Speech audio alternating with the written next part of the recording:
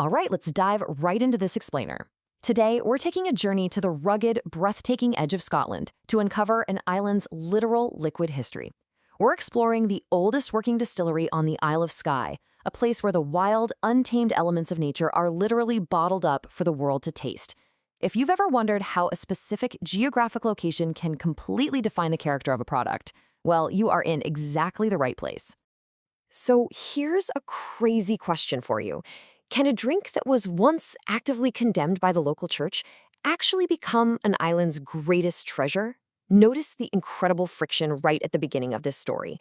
When the founders first showed up with the money and knowledge to build a distillery, the free churches of Scotland were fiercely opposed. They argued that alcohol had absolutely no place on the island. Yet despite that heavy resistance, they persevered. And today, that very spirit is arguably the most famous export the Isle of Skye has ever produced. To really get this product, you've got to understand the place. Imagine this spectacular, isolated setting in Carbost, sitting right on the dramatic shores of Loch Harport. This location definitely wasn't chosen by accident.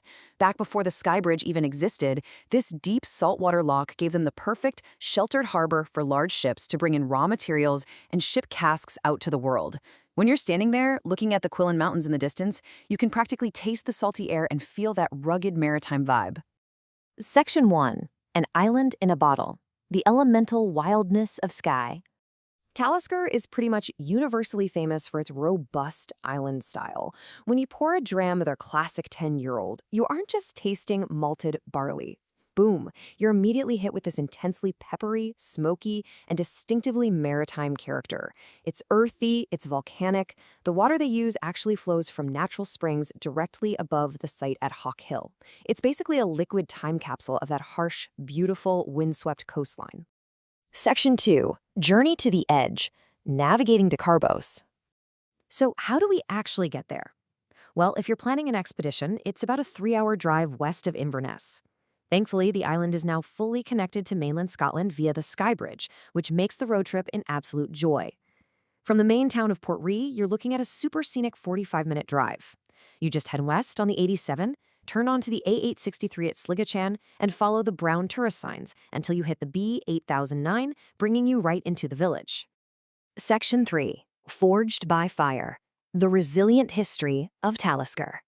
This place has a seriously resilient history. Back in 1830, two brothers, Hugh and Kenneth MacAskill, founded it by leasing the land.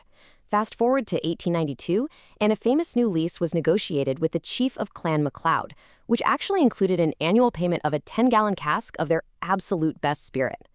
But the wildest moment? That has to be 1960. A massive fire completely destroyed the distillery. Most businesses would have just folded, right? Not them. They rebuilt and resumed production in just 2 years. Talk about a fighting spirit. There's a famous quote from the makers that really hits the nail on the head. To us, this is much more than a distillery. This is where we capture the spirit of our beautiful island. It perfectly encapsulates the modern brand. This isn't just some industrial factory. It's a profound reflection of the local terrain. The folks working here really see themselves as custodians of the island's spirit, sharing that wildness with the tens of thousands of visitors who make the pilgrimage every single year. Section 4. Tasting the Elements. Exploring the modern visitor experience. Fast forward to today, and you've got this gorgeous, completely renovated visitor center waiting for you. It's a wildly immersive space, packed with tasting rooms, a retail shop, and waterfront bars. You can effortlessly transition from wandering among weathered oak casks in the warehouse to holding a glass of that golden single malt in your hand, surrounded by the exact elements that created it. All right, so you've got options here, which is great. If you just want the classic overview, the 1-hour distillery tour walks you past the copperpot stills and ends with 3 drams. Want to geek out a bit more? The hour-and-a-half Discover tour dives deep into the maturation process with 4 premium drams.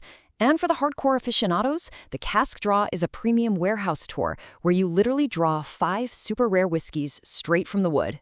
Now, what if you're not super into walking the production floor? No problem.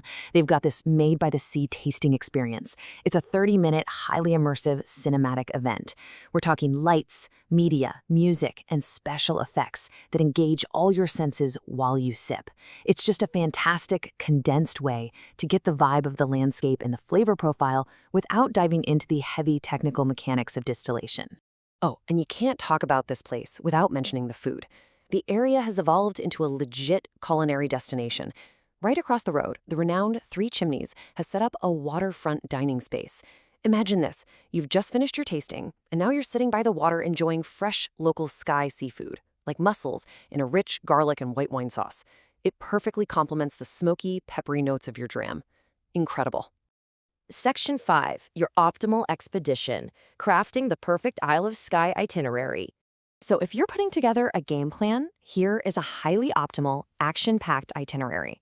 Kick off with a scenic morning drive through the Highlands, roll into Carbost for your pre-booked afternoon tour. After you've had a few drams, grab a late lunch at the Three Chimneys, or walk up the hill to the oyster shed for something more casual.